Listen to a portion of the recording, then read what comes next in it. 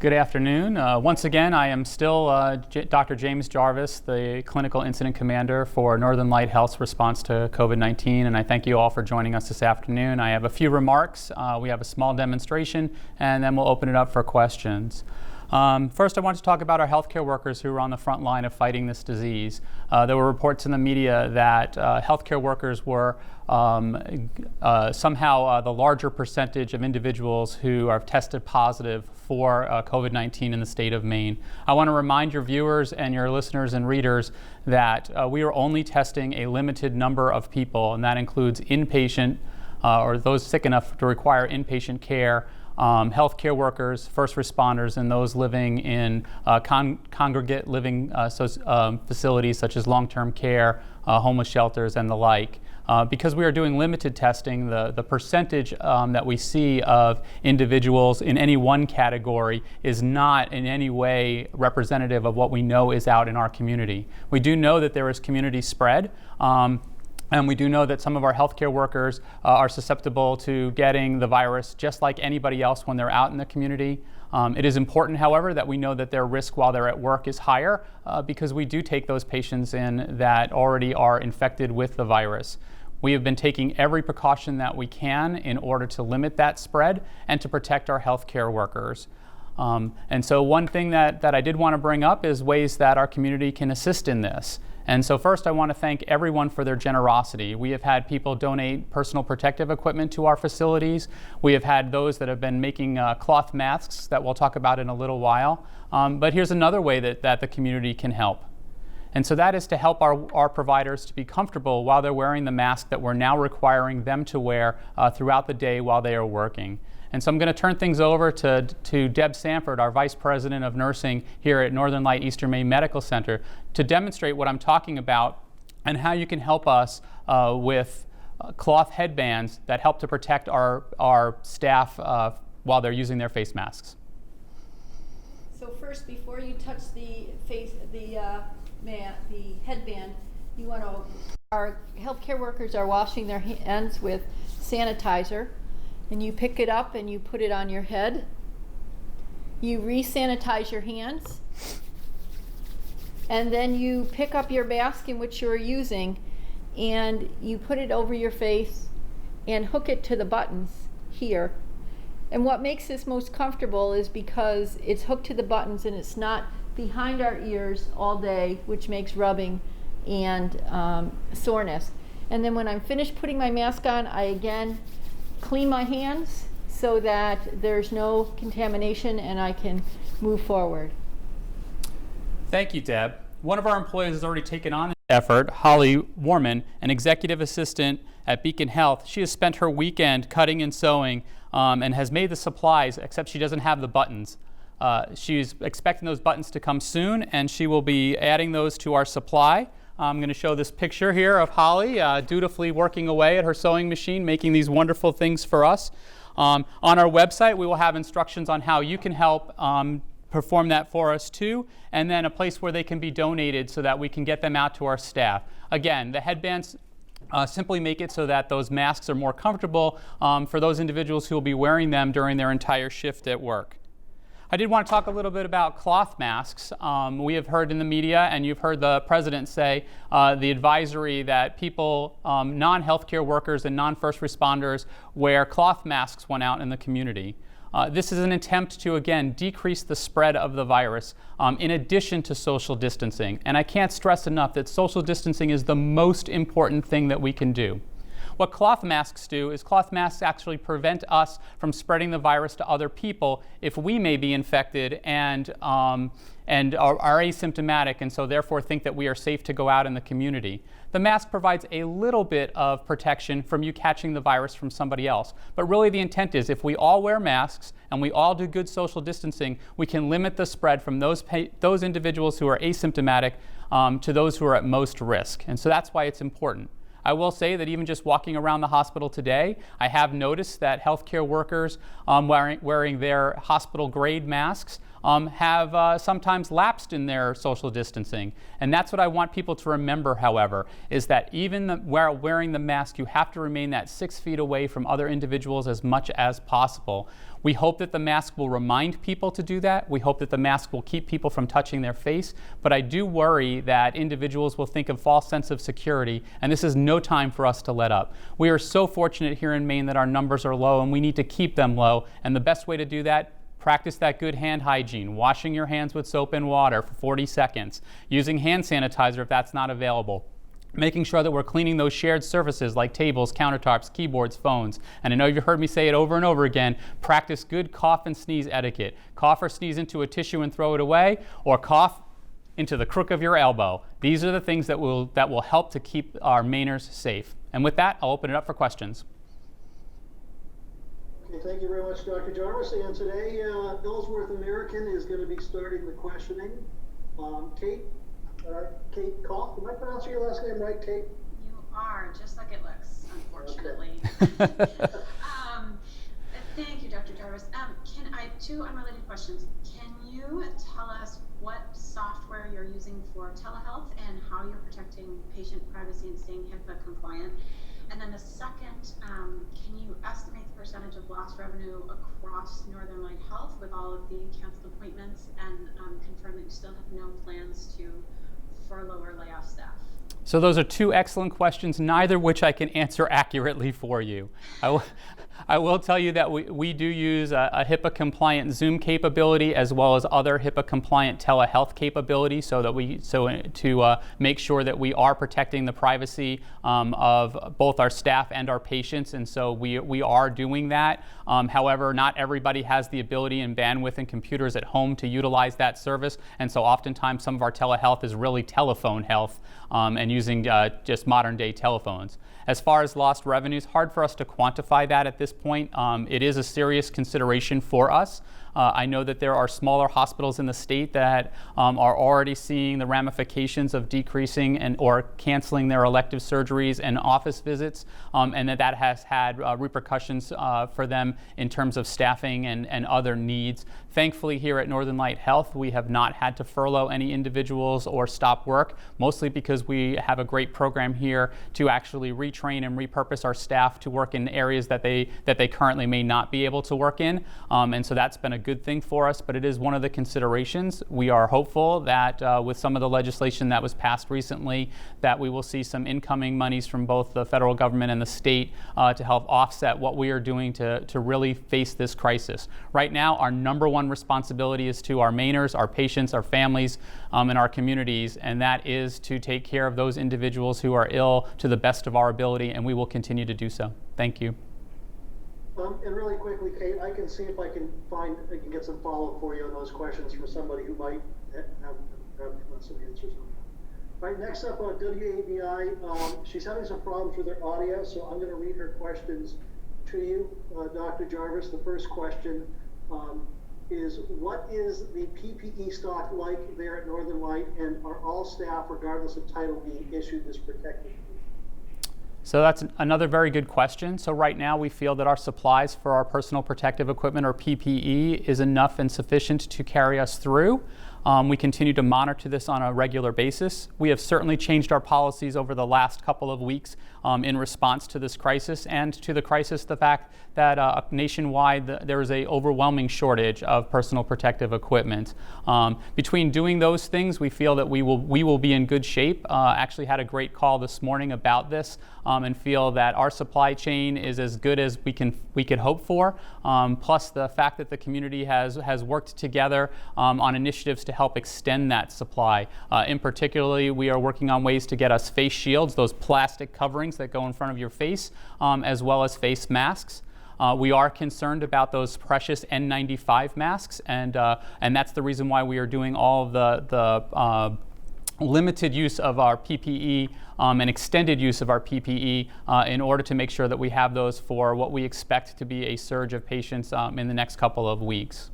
I hope that answered your question. Okay, and the second part to her question is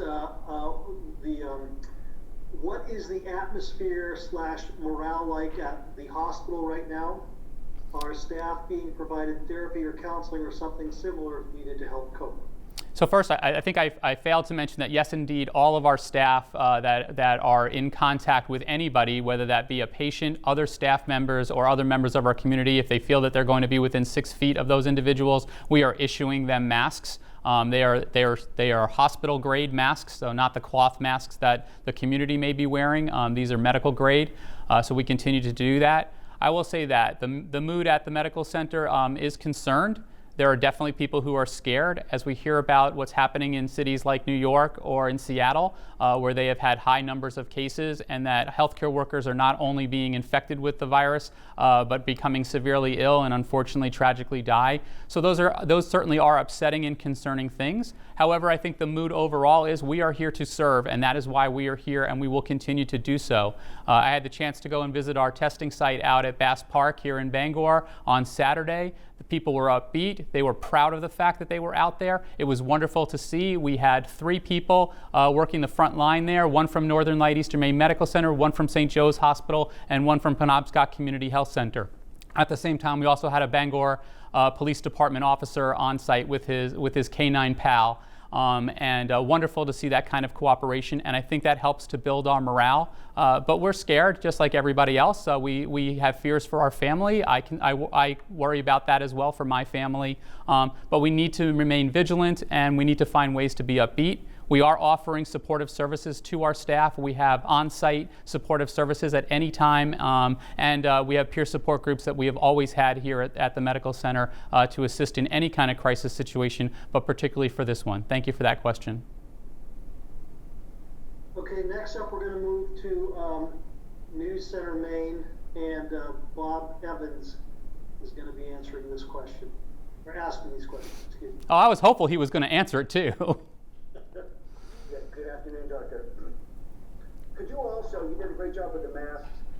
Has there been some people are a little confused on gloves, the latex and rubber gloves, and reusing them. What are your thoughts on the use of those gloves?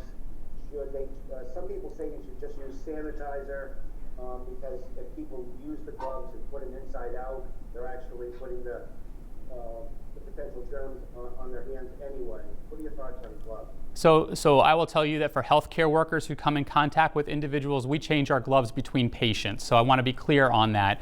The only things that we are doing extended use for are face masks and face shields right now. We will not go and extend those other things that you just rightly said. The surfaces can be contaminated. I will say that out in the community, I have seen people use what we call utility gloves. So they're general purpose gloves. They are not gloves that we would use in a hospital for medical grade protection. And I think you're exactly right there that at what time that they need to change those gloves over, you really do want to pull them off so they come inside out and then throw them away immediately.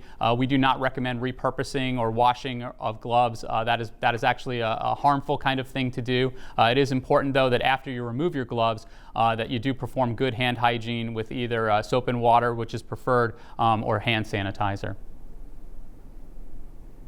Thank you.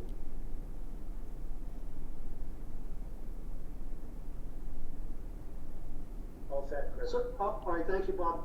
Okay, so next up we're going to go to WVII, and that's going to be TJ Tremble. Good afternoon, Dr. Jarvis. Hi, TJ. How are you? I'm well. In fact, my first question is just a housekeeping issue. The lady who gave the demonstration, her name and her title? Her name is Deb Sanford, S-A-N-F-O-R-D, and she is the Vice President of Nursing at Northern Light Eastern Maine Medical Center. Excellent. Now, And a very good friend of mine. we won't hold that against her. Recently, I learned that at Northern Light Eastern Maine Medical Center, there's the ability and capacity to get a test result in 70 minutes. Is that the case across Northern Lights Health Network? For the most part, it is. One of our hospitals, a hospital down in Mercy, uses a different lab than we do for some of their testing, and so those times might be a little bit different for them. But for the rest of Northern Light, I will remind you that it takes about 70 minutes for us to process the test here on site. So that means if the test is If the swab is taken up at A.R. Gould in Presque Isle, there is that transportation time to get it down to us that has to be added into that. For most of the time, we are quoting somewhere between a 3 and 4 hour turnaround time for most of the tests that we run that we need to get done. And again, remember, we are only testing those Tier 1 individuals, which would be those that are sick enough to be hospitalized, healthcare workers, first responders, and those living in close quarters in a group setting. We will be probably expanding that a little bit more in the coming days to weeks, because we do know that there are individuals who we have been holding off doing procedures on them while we adjust to this crisis, who may need to get those procedures done, and if they have symptoms, we may need to clear them before we do those procedures. So there may be some changes to that, but that will all be done internally, and those decisions will be made at the highest level to make sure that we are protecting our resources and making sure that we are testing appropriately. Thank you, sir. Very welcome. All set, TJ? Good, Chris, thank you. All right, thank you. Okay, next up, we have Josh O'Keefe from the Bangor Daily News. Oh, Josh, hold on 1 second, it didn't unmute. Can you hear? Oh, yeah, okay, looks like you're up now, sorry. Okay, no problem. Thank Trigger you. on you. Yeah, it's all good. Thank you, Dr. Jarvis. I was just wondering, I know you had said earlier there was no plans to furlough workers, but from what we're hearing, there's a lot fewer patients coming to the hospital for obvious reasons. They don't have problems that are severe enough to warrant hospitalization. They're staying away. Non-essential services, of course, have been reduced. I guess my question is, for workers in outpatient clinics, for example, are they still doing the same sort of work schedule? Are they still being staffed the same way? Or has that been changed due to lack of demand for those kind of outpatient services? So first, I want to say that any day, regardless of the situation, we always monitor in order to staff appropriately. So that's both at the medical center and our ambulatory facilities as well. So that's a normal part of practice that healthcare does. We cannot predict things. If medicine was a nice predictable fashion, we would know when women were going to come in to deliver their babies. We would know when people were going to get sick, and obviously we do not know those things. So we always adjust staff. I will say that our outpatient practices are really ramping up what they're doing as far as telehealth goes. I know at the end of last week we had done over 4,000 telehealth visits across the state, and we continue to increase that number. So we need to continue to take care of individuals. Those individuals who have chronic diseases didn't stop having those chronic diseases just because COVID-19 is now in our community. So we still need to reach out to them. They still need health care. They still need advice from their providers. And we continue to do that. We do expect that we will see an increase in the number of people infected with COVID-19 who have symptoms and do need to be seen, and we are making every effort to be prepared for when that happens, and at the same time still be able to care for the general population at large and their health conditions. And so that's why we're still on site, still doing the things that we do. When we're in some kind of emergency situation, we often have our staff do things that they ordinarily would not do, and we continue to do that now. There are some of our outpatient providers who have asked if they can help us here at the medical center should our volume get high here.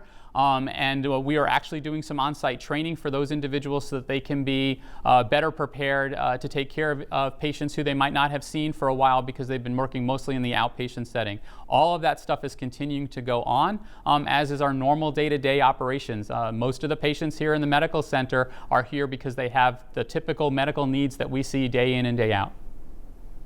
Gotcha. Thank you. And the other question I was wondering about, have you got any requests from other medical providers that have been harder hit,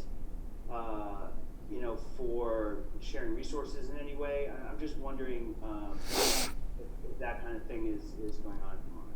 Yeah, so that's an interesting question. We have had some of our physicians who have felt the call and the desire to go to some of what has been labeled as hotspots around the country. Some of that is simply just because it's a desire to lead and to serve, and some of it's because that's where their family is located. The caution there, of course, is that if you go to one of those high-risk places, is coming back here to work when we need you here. And so we take that very seriously and we discuss it. As far as resource allocation, that is an extremely difficult question. I have been very frank in these press conferences to say that I am disappointed in how our government, both at the federal and somewhat at the state level, have not come out to help to manage that particular process. To me, it is unconscionable that we have states competing against each other for resources and that we have hospitals doing the same thing. And soon you're going to hear those same kind of stories in our nursing homes, in our shelters. It's a problem for us. One of the better reasons to belong to a health system that's large like Northern Light is that the 10 hospitals, we can share resources and we can do it rather easily without having to worry about regulation or violating any laws or impeding somebody's ability to make money. Those things are not our concerns right now. Our concerns are making sure that the communities that those 10 hospitals serve are well served, and we continue to share those. I will say that in and around the state, working in conjunction with the Maine CDC and the Commissioner of the Department of Health and Human Services, we have great resources. I speak to my counterpart at St. Joseph Hospital here in Bangor almost daily, probably several times a day. And I speak to my colleagues at the other 3 big health systems in the state multiple times a week.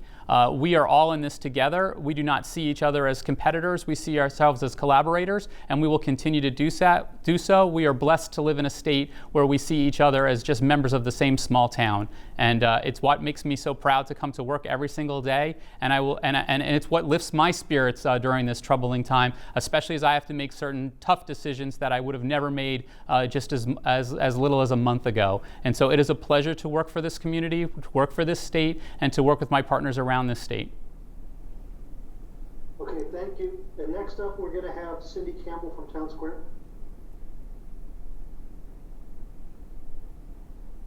Cindy, are you there?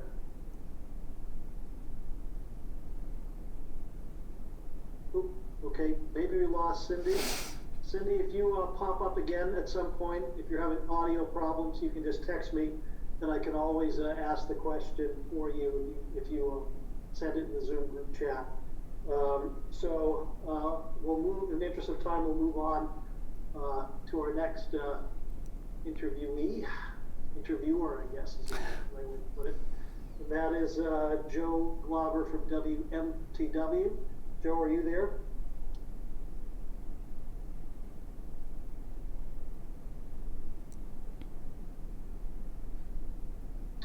Hello? Okay, well, it looks like that's strike 2.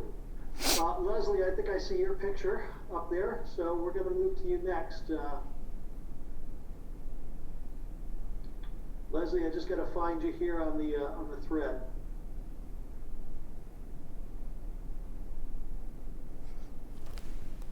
Be a little. Oh, there you are. I'm going to do a little inadvertent product placement there. Hi, Dr. Jarvis. Here on Deer Isle, we have what's called a Fab Lab. I don't know if you're familiar with it.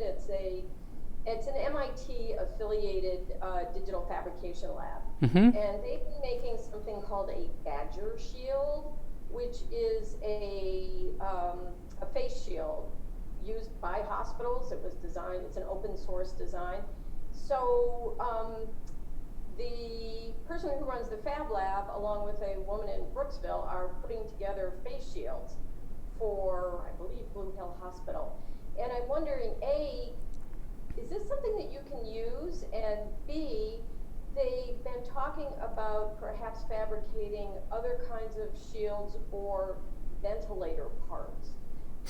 Do you see problems with, someone going out and deciding to make ventilator parts and donating them to the hospital? So I will say that we have partnered with several different companies here in the state of Maine to make certain pieces of equipment for us, face shields being one of them. Typically we work in a partnership where we provide them the specifications and then we actually test to make sure they do the things that we need them to do. Obviously a month ago I would have never said that was something that we could or should do. It's something that we must do now.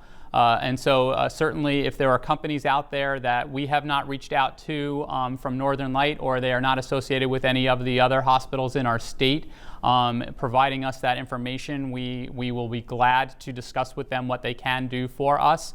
and make sure that that stuff that, anything that they produce is safe for us to use and meets our specifications. It's one of those reasons why we have not used cloth masks that the community has been so generous to be making, is because they do not meet the standards that we need to protect ourselves in the conditions that we have here at the medical center or other hospitals, which is very different than the conditions than when you're just out in the community. And if you feel more comfortable wearing a cloth face mask, that's adequate.